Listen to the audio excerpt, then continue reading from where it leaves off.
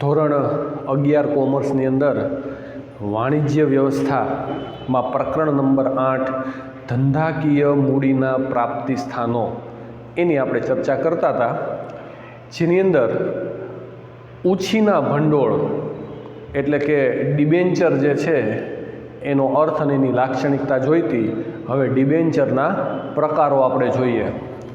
સલામતીવાળા debenture સૌપ્રથમ છે. સલામતીવાળા debenture જે ડિબેન્ચરની કુલ રકમ સામે કંપનીએ પોતાની કેટલીક મિલકતો ગીરો મૂકી હોય તેવા ડિબેન્ચરને તારણવાળા કે સલામતીવાળા ડિબેન્ચર કહે છે.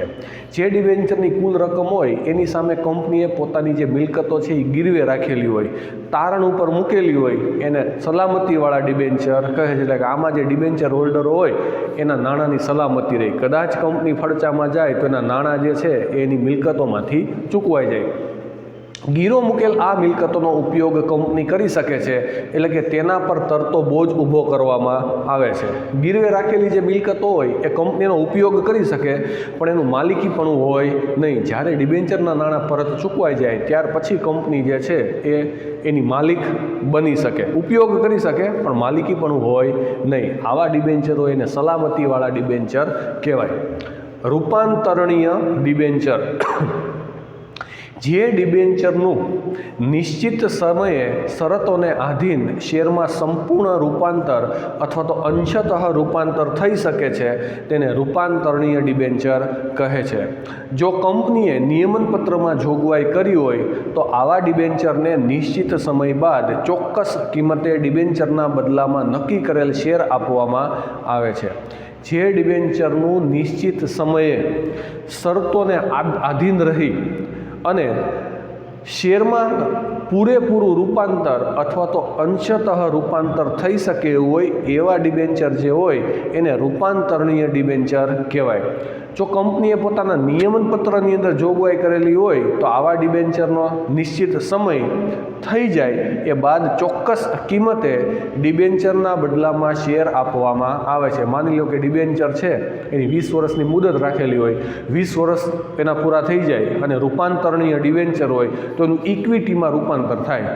જેની પાસે 10 ડિબેન્ચર હોય એની જે કિંમત છે ને હાલની જે ઇક્વિટી શેરની કિંમત છે એ અથવા તો અગાઉથી નક્કી કરેલી જે કિંમત છે એની અંદર એને રૂપાંતર કરવામાં આવે. દાખલા તરીકે 10 ડિબેન્ચરે 15 ઇક્વિટી શેર આપવામાં આવશે, આવું અગાઉ નક્કી થયેલું હોય. તો જેની પાસે 100 ડિબેન્ચર હોય એને 150 ઇક્વિટી શેર આપવામાં આવે. ટૂંકમાં એનું રૂપાંતર થઈ જાય, ટ્રાન્સફર થઈ જાય શેરની અંદર, પ્રેફરન્સનું.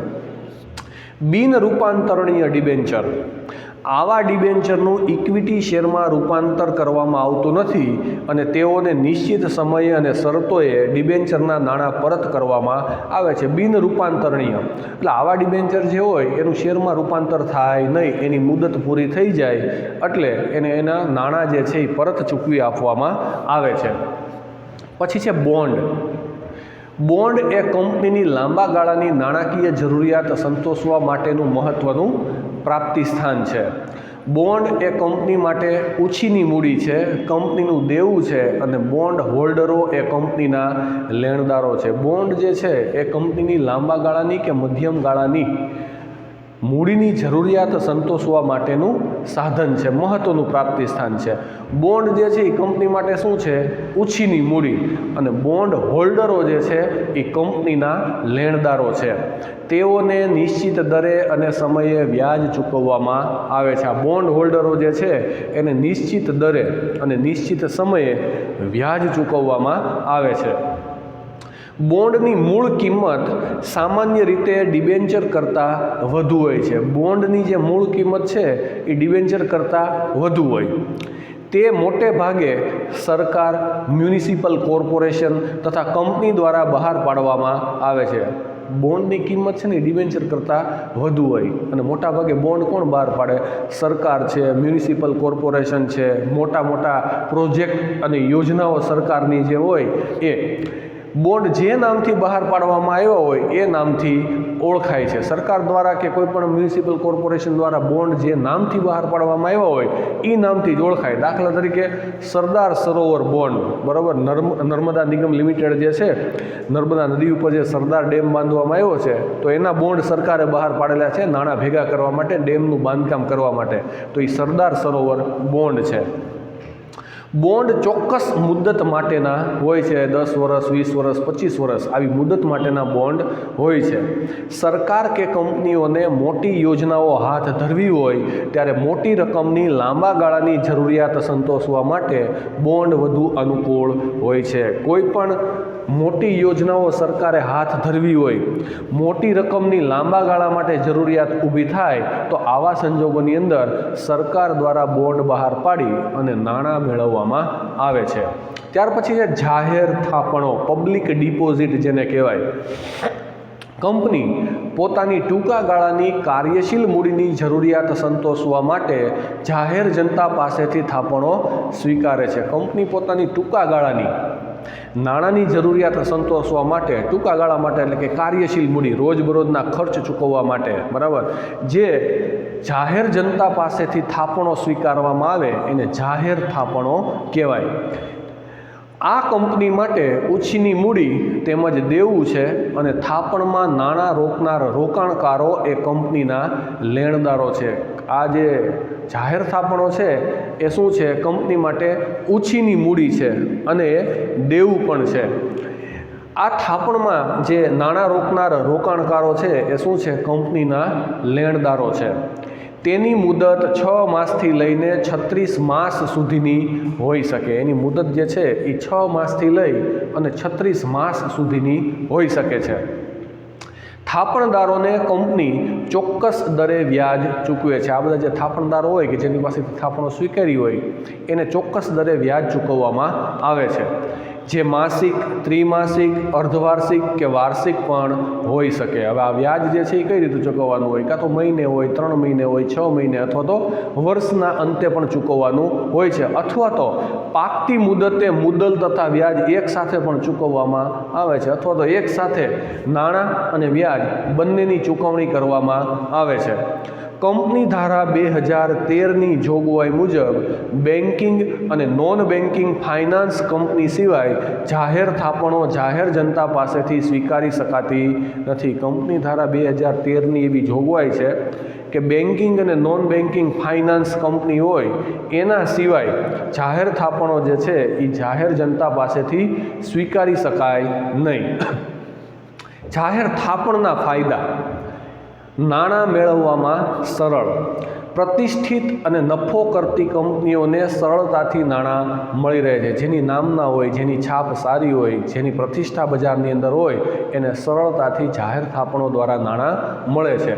નાણાં મેળવવાનો ઓછો ખર્ચ: નાણાંની પ્રાપ્તિના અન્ય સાધનો કરતાં જાહેર થાપણો દ્વારા નાણાં ઓછા ખર્ચે અને ઓછા સમયમાં મેળવી શકાય છે। નાણાંના અન્ય સાધનો જે છે એના કરતાં જાહેર થાપણો જે છે એના દ્વારા ઓછા ખર્ચે અને ઓછા સમયની અંદર તમે નાણાં ભેગા કરી શકો છો।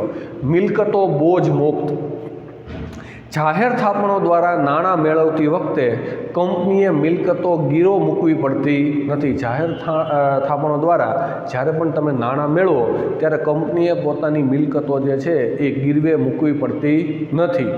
તેથી ભવિષ્યમાં આ મિલકતો ગીરો મૂકી વધુ ઓછીની મૂડી મેળવી શકાય છે। એટલે કે ભવિષ્યની અંદર આ બધી મિલકતો જે છે એ ગીરવે મૂકી અને ડિબેન્ચર પાડીને અન્ય જામીનગીરીઓ દ્વારા પણ વધુ મૂડી તમે ભેગી કરી શકો છો। વ્યાજ એ ખર્ચ છે। જાહેર થાપણો જે છે એના ઉપર જે વ્યાજની ચૂકવણી કરવામાં આવે એ વ્યાજ કંપની માટે ખર્ચ કહેવાય। એટલે આવકવેરામાં ખર્ચ તરીકે એ બાદ મળે, એટલે આવકવેરાની અંદર તમને ખર્ચમાંથી બાદ પણ મળશે। તેથી કંપનીએ કરવેરો ઓછો ભરવો પડે। એ ખર્ચ ગણાતો હોવાથી, કરવેરામાંથી બાદ મળતું હોવાથી કંપની જે છે એણે ઇન્કમ ટેક્સ ઓછો ભરવો પડે, કરવેરો ઓછો ભરવો પડશે। કાર્યશીલ મૂડી તરીકે ઉપયોગ: કંપની પોતાની ટૂંકા ગાળાની નાણાકીય જરૂરિયાત સંતોષવા માટે જાહેર થાપણો દ્વારા નાણાં મેળવી કાર્યશીલ મૂડીની જરૂરિયાત સંતોષી શકે છે. કંપની જે છે એ પોતાની ટૂંકા ગાળાની નાણાકીય જરૂરિયાત જે છે એને સંતોષવા માટે જાહેર થાપણો દ્વારા નાણાં મેળવી અને કાર્યશીલ મૂડીની જરૂરિયાત સંતોષી શકે છે. બરાબર. જાહેર થાપણોની મર્યાદા. અનિશ્ચિતતા. જાહેર થાપણો દ્વારા નાણાં મેળવવામાં અનિશ્ચિતતા રહેલી છે, કારણ કે રોકાણકારોના પ્રતિભાવ અગાઉથી જાણી શકાતા નથી. રોકાણકારો શું વિચારતા હોય એ અગાઉથી આપણે ન જાણી શકીએ, એટલે ઘણી બધી વખત નાણાં મેળવવામાં મુશ્કેલી પણ ઊભી થાય. એટલે જાહેર થાપણો દ્વારા મૂડી મેળવવાની અનિશ્ચિતતા રહેલી છે. રોકાણકારોને જોખમ.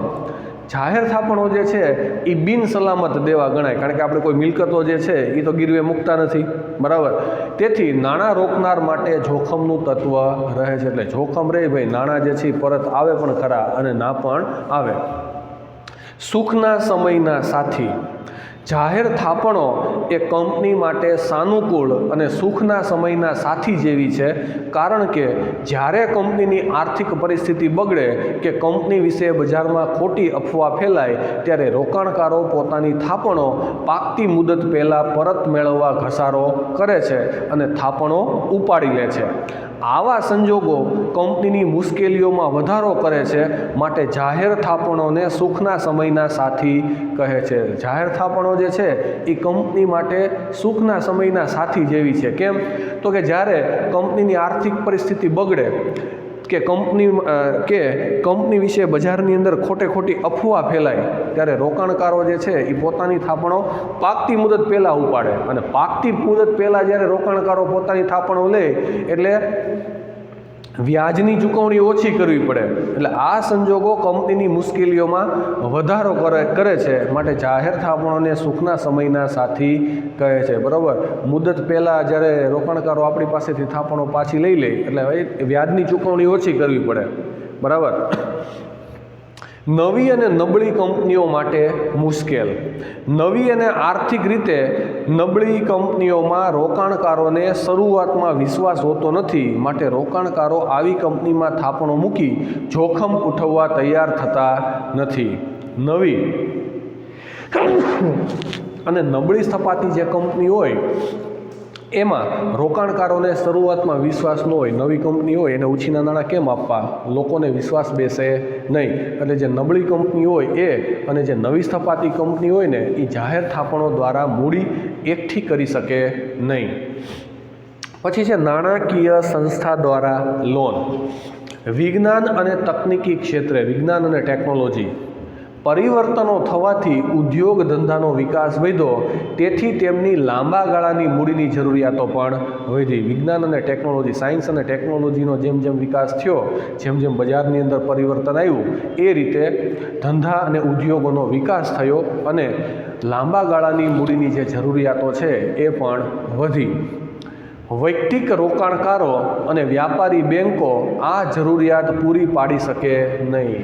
વ્યક્તિગત કોઈ માલિક ધંધાનો છે એ અથવા તો વેપારી બેન્કો હોય ને એ આ જરૂરિયાતો પૂરી પાડી શકે નહીં.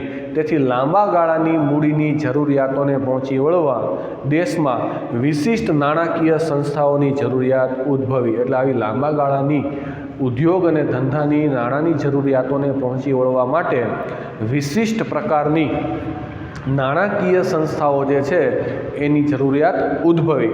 ભારતમાં આઝાદી પછી પંચવર્ષીય યોજનાઓ શરૂ થતાં ઔદ્યોગિક વિકાસ પર ભાર મૂકવામાં આવ્યો. આઝાદી પછી અલગ અલગ પંચવર્ષીય યોજનાઓ જે છે એની અંદર ઉદ્યોગોના વિકાસ ઉપર ભાર મૂકવામાં આવ્યો. જાહેર ક્ષેત્રે તથા ખાનગી ક્ષેત્રે ઊભા થતા ઉદ્યોગોને લાંબા ગાળાની મૂડી મળે તે હેતુથી ભારત સરકાર દ્વારા નાણાકીય સંસ્થાઓની સ્થાપના કરવામાં આવી. જાહેર ક્ષેત્રે અને ખાનગી ક્ષેત્રે જે કાંઈ પણ ઉદ્યોગો ઊભા થતા હોય એને લાંબા ગાળાની મૂડી મળે એટલા માટે ભારત સરકાર દ્વારા અલગ અલગ પ્રકારની નાણાકીય સંસ્થાઓ જે છે એની સ્થાપના કરવામાં આવી. સાથે સાથે નાના અને મધ્યમ કદના એકમોને નાણાકીય સહાય મળે તે ઉદ્દેશથી રાજ્ય નાણાં નિગમોની પણ સ્થાપના કરવામાં આવી. અને એની હારે આપણા જે મધ્યમ અને નાના કદના એકમો છે એને પણ નાણાકીય સહાય મળે ને એ ઉદ્દેશથી રાજ્ય નાણાં નિગમની પણ સ્થાપના કરવામાં આવી છે. લાંબા ગાળાની ઉછીની મૂડી પૂરી પાડનાર કેટલીક મુખ્ય નાણાકીય સંસ્થાઓ નીચે મુજબ છે. ધંધા અને ઉદ્યોગને લાંબા ગાળાની જે મૂડીની જરૂરિયાત છે એ મૂડીની જરૂરિયાત પૂરી કરવા માટે મુખ્ય નાણાકીય સંસ્થાઓ જે છે એ તમને આપેલી છે.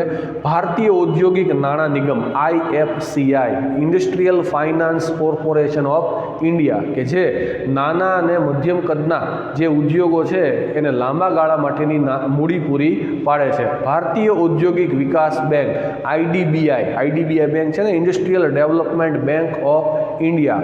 એ ઉપરાંત ભારતીય ઔદ્યોગિક શાખ અને રોકાણ નિગમ ICICI bank, Industrial Credit and Investment Corporation of India. એ ઉપરાંત ગુજરાત રાજ્ય નાણાં નિગમ GSFC, Gujarat State Finance Corporation અને ગુજરાત ઔદ્યોગિક રોકાણ નિગમ GIIC, Gujarat Industrial Investment corporation.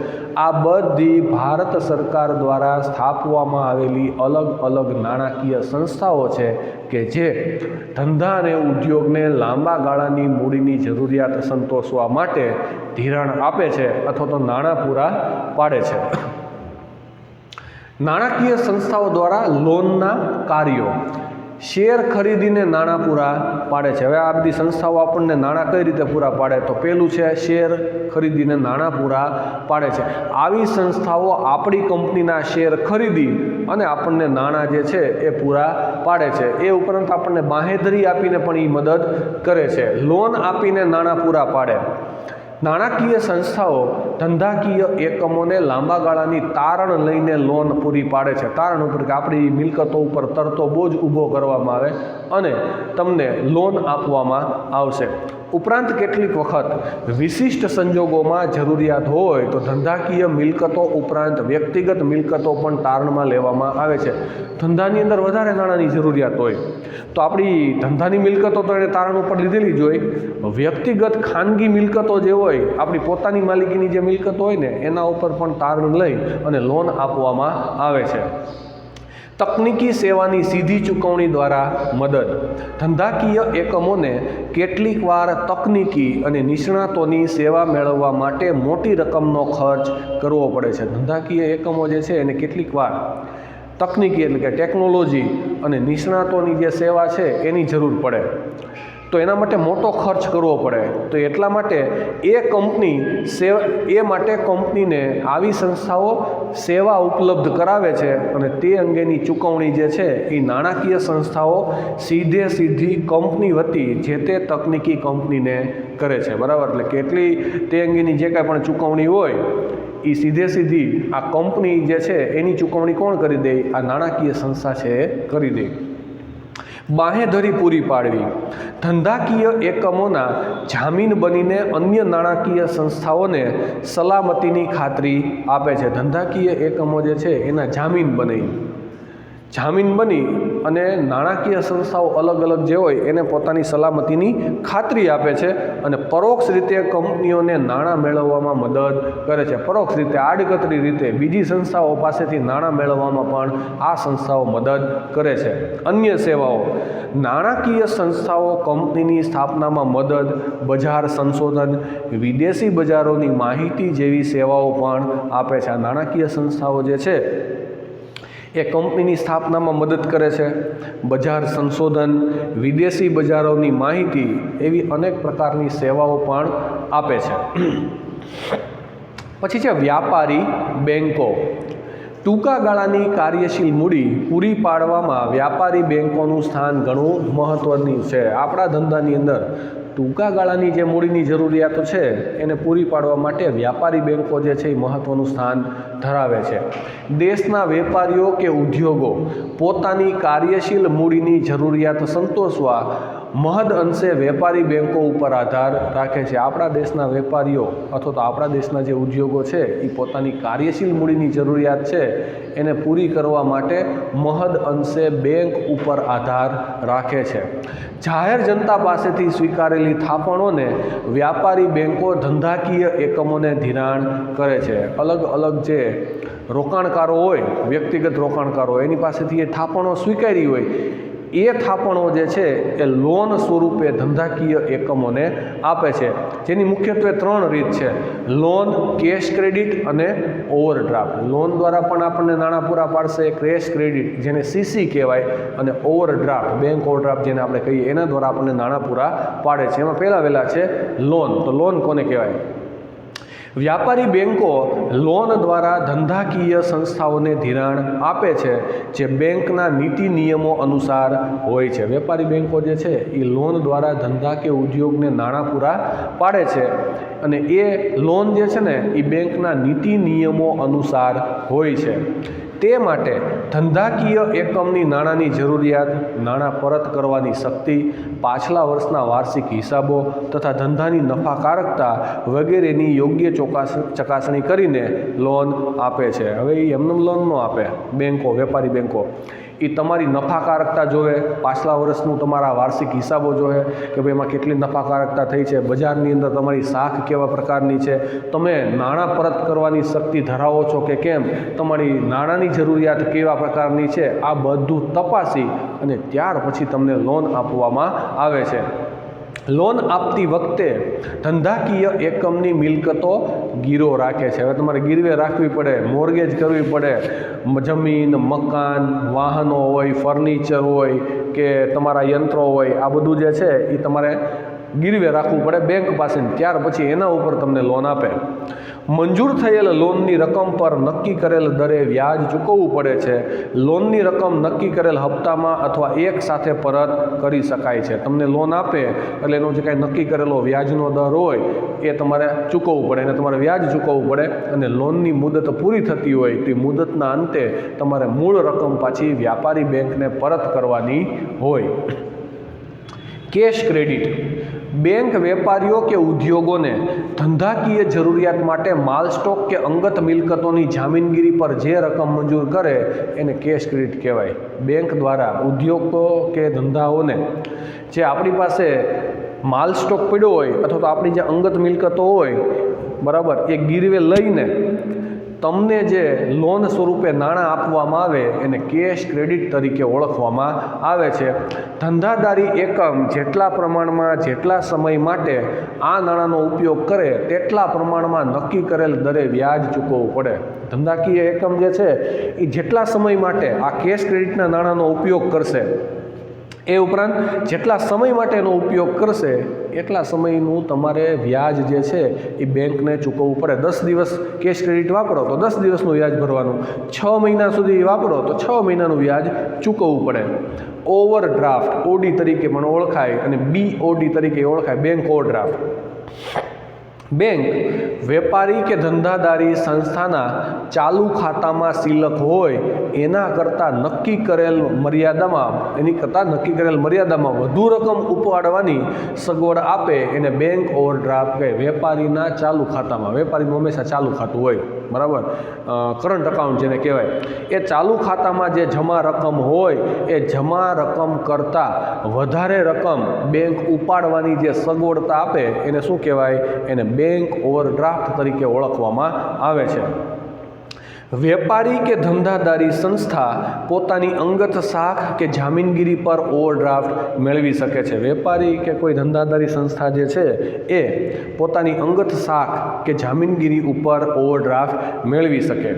ધંધાદારી એકમે જેટલા પ્રમાણમાં જેટલા સમય માટે આ નાણાંનો ઉપયોગ કર્યો હોય તેટલા પ્રમાણમાં નક્કી કરેલ દરે વ્યાજ ચૂકવવું પડે. વેપારી સંસ્થા જે છે એણે જેટલા પ્રમાણમાં અને જેટલા સમય માટે ઓવરડ્રાફ્ટ લીધો હોય અથવા તો એ રકમનો ઉપયોગ કર્યો હોય એટલા પ્રમાણમાં નક્કી કરેલ દરે તમારે વ્યાજ બેંકને ચૂકવવું પડે. વેપારી શાખ અથવા ધંધાના લેણદારો. ધંધાકીય એકમોને કાચા માલની, તૈયાર માલની કે અન્ય સાધન સામગ્રીની જરૂરિયાત હોય છે. ધંધાકીય એકમો હોય એને કાચો માલ સામાન છે, અર્ધ તૈયાર માલ છે અથવા તો તૈયાર માલની કે અન્ય પ્રકારની જરૂરિયાત પડતી હોય. આવા સંજોગોમાં ઉત્પાદકો કે વેપારીઓ પાસેથી અમુક સમયની શાખ પર ખરીદી કરીને કાર્યશીલ મૂડી ઊભી કરે છે. તો આવા સંજોગોની અંદર ઉત્પાદકો કે વેપારી પાસેથી અમુક પ્રકારની શાખ ઉપર એ ખરીદી કરે છે, બરાબર. ખરીદી કરી અને કાર્યશીલ મૂડી ઊભી કરે. આમ ધંધાના લેણદારો સીધી રીતે મૂડી પૂરી પાડતા નથી, પરંતુ માલ કે સેવા શાખ પર આપી પરોક્ષ રીતે મૂડીની જરૂરિયાત સંતોષે છે. એટલે આવા ધંધાના લેણદારો હોય, બીજા ધંધાદારીઓ જે હોય એ સીધા નાણાં ન આપે, રોકડ રકમથી તમને મદદ નથી કરતા, પણ તમારે કાચો માલ સામાન જોતો હોય તો એ તમને આપે, અર્ધ તૈયાર માલ સામાન જોતો હોય તો એ પણ તમને પૂરો પાડશે, અથવા તો તૈયાર માલ સામાન તમે વેચતા હોય તો એ પણ પૂરો પાડશે, અને પરોક્ષ રીતે તમારી કાર્યશીલ મૂડીની જરૂરિયાત જે છે ટૂંકા ગાળા માટેની એ સંતોષાશે, બરાબર. એ વેપારી શાખ કે લેણદારો દ્વારા. આંતર કંપની થાપણો. સામાન્ય રીતે એક કંપની જ્યારે બીજી કંપનીને મૂડીની જરૂરિયાત હોય ત્યારે થાપણ સ્વરૂપે જે રકમ આપે એને આંતર કંપની થાપણ કહેવાય. કોઈ એક કંપનીને જ્યારે નાણાંની જરૂરિયાત હોય ત્યારે એને બીજી કંપની જે નાણાકીય મદદ કરે એને આંતર કંપની થાપણ તરીકે ઓળખવામાં આવે. કંપની એને નાણાંની જરૂર છે તો કંપની બી જે છે એને થાપણ સ્વરૂપે નાણાં આપશે, બરાબર. તો એને આંતર કંપની વચ્ચેનો નાણાકીય વ્યવહાર થયો એટલે એને આંતર કંપની થાપણ કહેવાય. મોટા ભાગે આવા વ્યવહારો શાસક કંપની અને ગૌણ કંપની વચ્ચે અને એક જ જૂથ દ્વારા સંચાલિત જુદી જુદી કંપનીઓ વચ્ચે ઉદ્ભવે છે. શાસક કંપની જે મોટી કંપની હોય કે જેણે નાની કંપનીને પોતાનામાં ભેળવી દીધી હોય, બરાબર, એવી કંપનીઓ વચ્ચે આવા વ્યવહારો ઉદ્ભવે, અથવા તો એક જ મોટું યુનિટ હોય, એક જ ધંધો હોય અને એના નીચે અલગ અલગ જે શાખાઓ હોય એ શાખાઓ વચ્ચે પણ આવી આંતર કંપની થાપણો જે છે એના વ્યવહારો ઉદ્ભવતા હોય છે. વ્યાજનો દર અને મુદત કરાર દ્વારા નક્કી થાય છે અને અન્ય પ્રાપ્તિ સ્થાનો કરતાં સરળતાથી ધિરાણ મળી રહે છે. હવે કરાર નક્કી થાય, બે શાખાના જે મેનેજરો હોય એ કરાર નક્કી કરે અને કરારની અંદર જે વ્યાજનો દર નક્કી કરવામાં આવે એ વ્યાજનો દર ચૂકવવો પડે, અને આવી આંતર કંપની થાપણો જે છે એ મેળવવામાં એકદમ સરળ હોય છે. માલિકીના ભંડોળ અને ઉછીના ભંડોળ આપણે સમજ્યા, બરાબર. હવે બે વચ્ચે તફાવત શું છે એ આપણે જોઈએ. પહેલાં તો માલિકીના ભંડોળ કોને કહેવાય? તો કે શેર હોલ્ડરો દ્વારા રોકવામાં આવતા નાણાંને માલિકીના ભંડોળ કહે છે. શેર હોલ્ડરો જે આપણને નાણાં આપે અને આપણા ધંધાની અંદર જે રોકાણ કરે એને માલિકીના ભંડોળ તરીકે ઓળખવામાં આવે છે. ઉછીના ભંડોળ નાણાંના અન્ય પ્રાપ્તિ સ્થાનો પાસેથી ઉછીના નાણાંનું ધંધામાં રોકાણ કરે છે તેને ઉછીના ભંડોળ કહે છે. અન્ય પ્રાપ્તિ સ્થાનો, ઇક્વિટી શેર સિવાયના જે પ્રાપ્તિ સ્થાનો, શેર સિવાયના જે પ્રાપ્તિ સ્થાનો છે એના દ્વારા જે નાણાં ભંડોળ ભેગું કરવામાં આવે એને ઉછીના ભંડોળ તરીકે ઓળખવામાં આવે. પ્રાપ્તિ સ્થાન માલિકીના ભંડોળ છે ક્યાંથી મળે? તો કે ઇક્વિટી શેર, નફાનું ધંધાની અંદર પુનઃ રોકાણ, ઘસારા ભંડોળ તથા અનામતો દ્વારા મેળવી શકાય. આ બધા છે માલિકીના ભંડોળ મેળવવા માટેના પ્રાપ્તિ સ્થાન છે, જે અગાઉ આપણે જોયા. ઇક્વિટી શેર છે, નફાનું ધંધામાં પુનઃ રોકાણ કરીએ, બરાબર, ઘસારા ભંડોળ ઊભું કરીએ અથવા તો અન્ય રીતે અનામત તરીકે ભંડોળ રાખીએ એ માલિકીના ભંડોળ કહેવાય. પછી ઉછીના ભંડોળ ડિબેન્ચર, વ્યાપારી બેન્કો, નાણાકીય સંસ્થાઓ પાસેથી મેળવી શકાય છે. હમણાં અગાઉ આપણે જોયું, બરાબર, ડિબેન્ચર બહાર પાડીને વેપારી બેન્કો છે, બરાબર, એની પાસેથી અલગ અલગ ભારત સરકારની નાણાકીય સંસ્થાઓ છે, ઉછીની થાપણો સ્વીકારીને જાહેર થાપણો પાસેથી નાણાં ભેગા કરી અને ઉછીના ભંડોળ જે છે એ ભેગા કરી શકાય.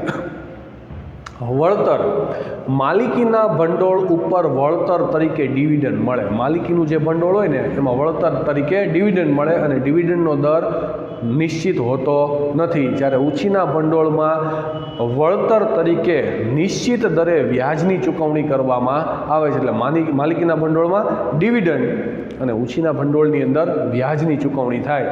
વળતરનો દર માલિકીના ભંડોળ પર વળતરનો દર અનિશ્ચિત હોય છે. માલિકીના ભંડોળની અંદર ડિવિડન્ડની ચૂકવણી કરવામાં આવે અને આ ડિવિડન્ડનો દર છે કેવો હોય? અનિશ્ચિત હોય. જ્યારે ઉછીના ભંડોળ ઉપર વળતરનો દર નિશ્ચિત હોય છે. અગાઉથી નક્કી થયા મુજબ, અગાઉ કરાર થયા મુજબ વ્યાજની ચૂકવણી નિશ્ચિત દરે કરવામાં આવે છે. મૂડી પરત, માલિકીની મૂડી સૌથી છેલ્લે પરત થાય છે. કંપનીનું વિસર્જન થાય એટલે પહેલાં તો ઉછીના ભંડોળો એ ચૂકવાય અને પછી જો નાણાં બચે તો સૌથી છેલ્લે માલિકીના ભંડોળની મૂડીની ચૂકવણી કરવામાં આવે છે.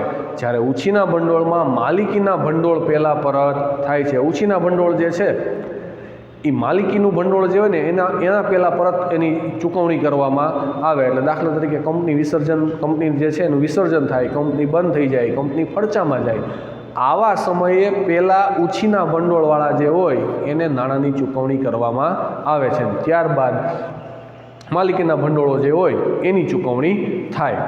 તો મૂડી મેળવવાના અલગ અલગ પ્રાપ્તિ સ્થાનોની આપણે ચર્ચા કરી કે ધંધાકીય મૂડી ક્યાંથી મેળવી શકાય.